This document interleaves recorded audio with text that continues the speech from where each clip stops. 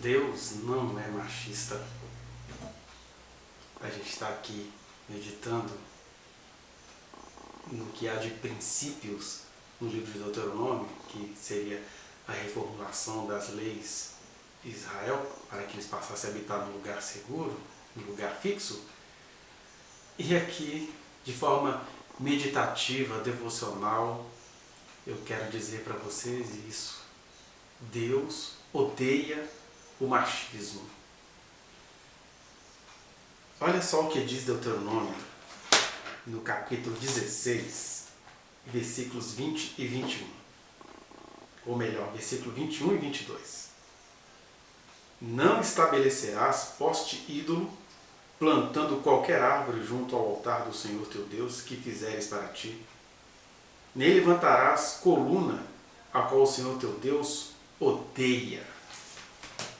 Nem levantarás coluna, a qual o Senhor teu Deus odeia. Então Deus odeia o machismo. O que tem a ver coluna com machismo? Então vamos fazer uma pequena viagem devocional aqui. As religiões em geral, elas adotaram como princípio de culto, principalmente nesses tempos, naqueles tempos em que Israel estava para possuir a Terra Prometida, elas adotavam as orgias sexuais como culto. E aí o machismo dessas religiões, como a religião até hoje é muito machista, né? Eles se manifestavam como? Através dos postes ídolos. O que seria um poste ídolo? Ele poderia ser uma árvore, que designava aí a sexualidade feminina. Em alguns povos você tinha aí a mulher tribal, e isso não tinha nada a ver com o prazer feminino, tinha a ver com o culto da fertilidade, mas fertilidade implicava numa pegação geral, numa suruba geral, que é o sonho da humanidade, né? Esse sexo sem compromisso, sem consequências maiores, mas os seres humanos não foram feitos para isso. Os seres humanos eles foram feitos para ter vínculos, para constituir família, para se amarem, se importarem uns com os outros. Então esse sonho dessa festa, onde todo mundo se pega e não há nenhuma consequência, é um sonho suicida. Mas aí então, um dos postes ídolos eram as árvores, né? E o outro poste ídolo eram as chamadas colunas, que na verdade tratava-se de um elemento fálico, né? Lá do grego latino, falos, que é uma referência ao órgão sexual masculino. Se você for dar uma olhadinha aí no Google, você vai encontrar figuras fálicas, né? Esculturas fálicas. Você tem aqueles homúnculos com aqueles pênis enormes, etc. E isso em religiões muito mais antigas. Isso foi sendo transplantado para a história da sociedade em colunas. Começava-se então em colocar pedras erguidas nos cultos, e depois foi se transformando naquilo que hoje nas maiores cidades, nas megalópolis, você sempre vai encontrar os obeliscos, né? O que são obeliscos? São figuras fálicas, que representam a virilidade, a masculinidade, o poder, a potência. É uma projeção do pênis em algum lugar da cidade. A psicanálise fez, junto com muitas outras ciências, né? Os conhecimentos antropológicos vão mostrar isso também, mas a psicanálise sobretudo mostrou como que a religião é essa projeção do machismo do indivíduo para todas as questões sociais. Porque começa assim naquela coisa bem ingênua. Você imagina, você tem que tentar pensar agora como uma criança. A criança está ali, aprendeu a sugar o alimento, aprendeu a controlar os esfínteres para as defecações, porque só as crianças humanas precisam disso, os animais não.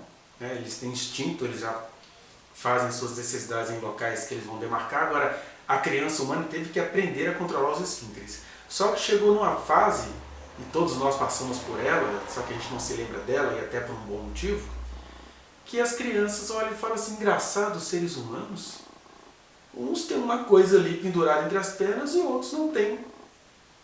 Não tem nada de complicado nisso. Alguém fala assim, mas eu não me lembro disso, não é questão de se lembrar. São práticas inconscientes que acontecem de maneira muito veloz nas nossas práticas, quando a gente tinha aí, sei lá, entre 3 e 5 anos, dependendo da história do indivíduo.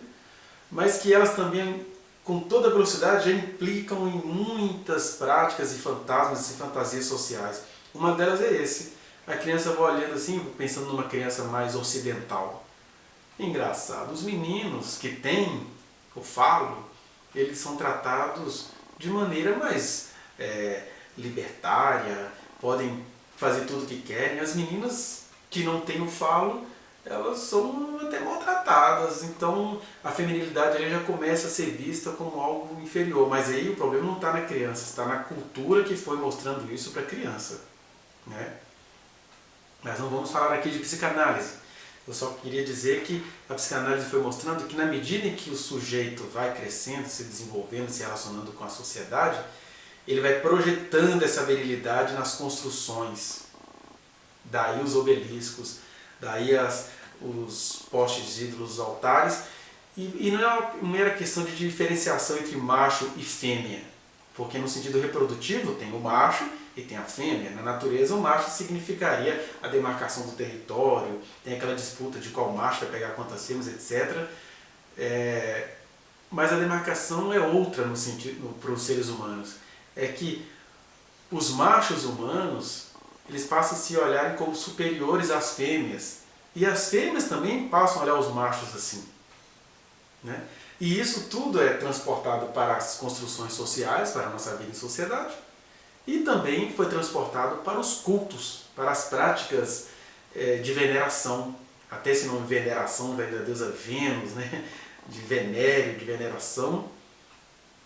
E aí o elemento fálico é uma constante nesses cultos mais primeiros da história da humanidade. E até hoje algumas religiões adotam isso, né? Essas peças que tem tanta simbologia muito masculina, né? O que eu falo, o obelisco, aqui em Belo Horizonte a gente tem o obelisco da Praça 7, que é conhecido como o pirulito da Praça 7, numa alusão claramente fálica, né? E aí de um lado tem essa demonstração de força, poder da virilidade masculina, e de outro lado tem essa banalização feminina que era praticada debaixo das árvores, né? Por isso que os profetas usavam essa figura, que o povo de Deus tinha se prostituído debaixo de toda a árvore frondosa. Então, no meio desse bacanal todo, Deus chega e fala assim: vocês, quando estiverem na terra de vocês, vocês não vão levantar coluna, porque eu odeio. Eu odeio. Deus odeia a coluna. Eu estava dizendo e vou sempre repetir. A ideia aqui não é fazer a gente voltar às práticas do período deuteronômico, de quando essas leis foram reescritas, mas pegar o princípio que subjaz a estes versículos. E o princípio que a gente encontra aqui é isso. Deus, quando estava educando o seu povo para que eles fossem um porta-voz da voz de Deus no decorrer da história, ele teve esse cuidado de dizer: gente, vocês não vão praticar essas coisas que diminuem a mulher, fazendo-a ser um ser passível de muitas orgias, e exalta o homem como, além de ser o dono de toda a sexualidade, também o dono da vida, o dono do poder, o dono de tudo. Claro que isso, no desenvolvimento da nossa fé, vai havendo vários degraus de acordo com o que o ser humano convertido vai deixando Deus atuar ou não na vida deles, né?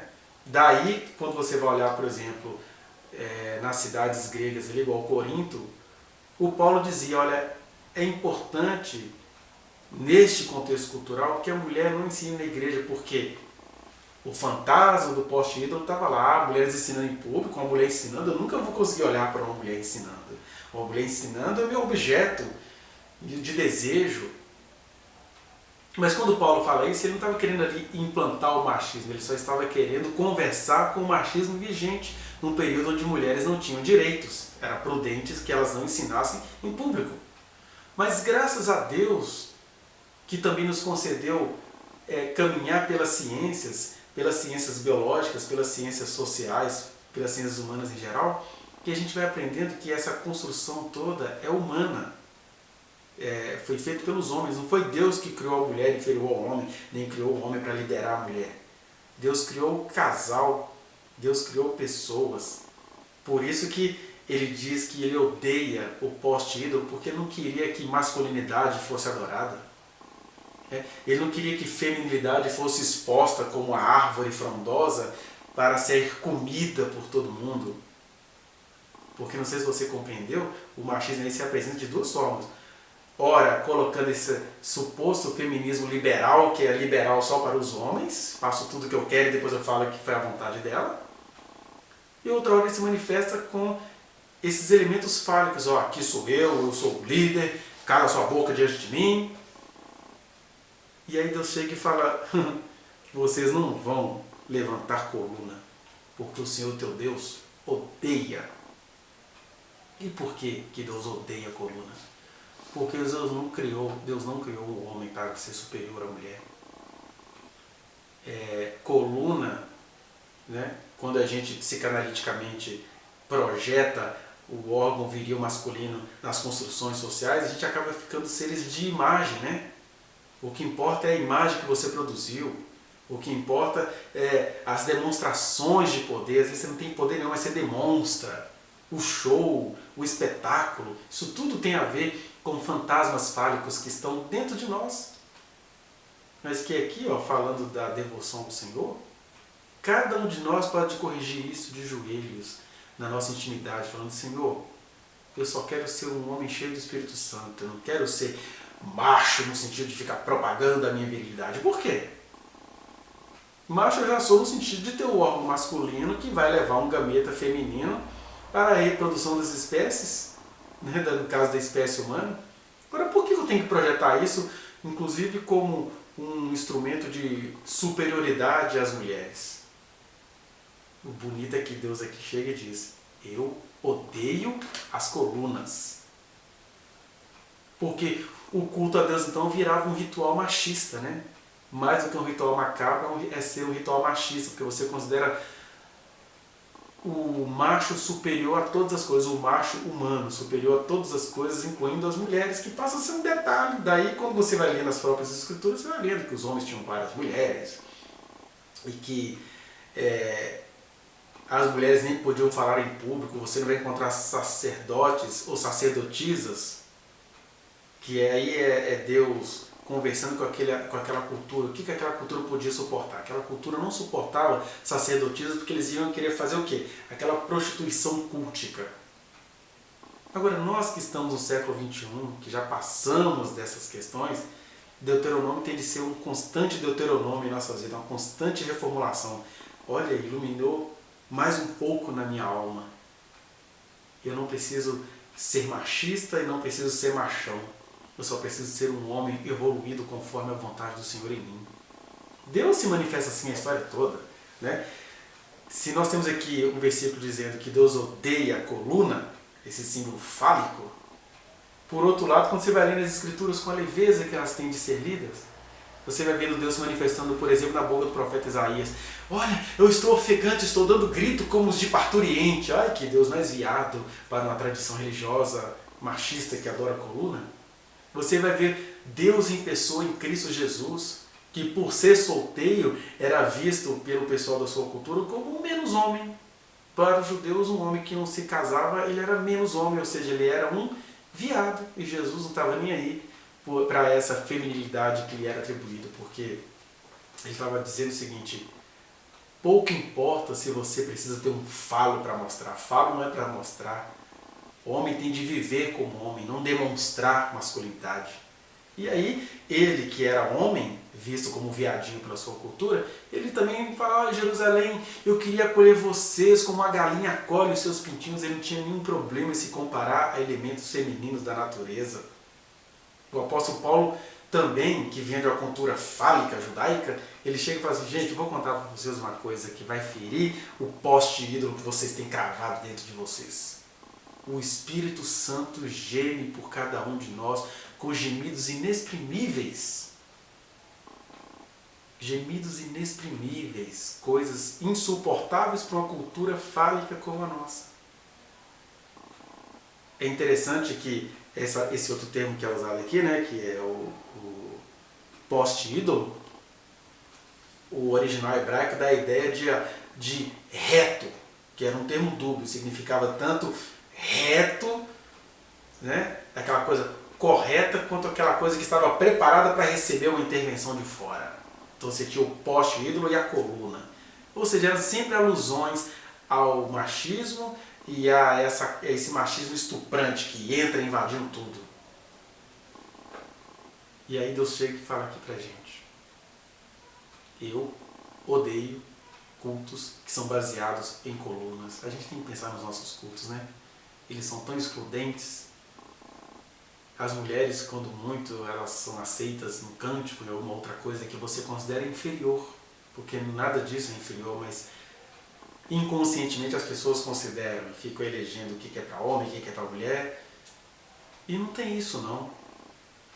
Quando a gente for chegar nas passagens que vão dizer isso, sobre vestimentas para mulheres ou para homens, a gente detalha mais esse assunto. Mas aqui eu só queria dizer para vocês: Deus odeia o machismo, Deus odeia essa cultura fálica, Deus odeia as colunas. E Ele diz: não façam isso quando vocês estiverem diante de mim.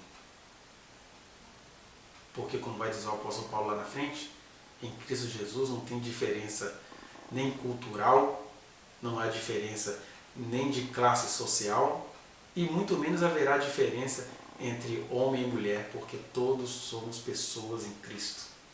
Então, derruba esse poste ídolo do machismo da sua vida. É o que o Dr. Romano nos convida. Que o Senhor te abençoe.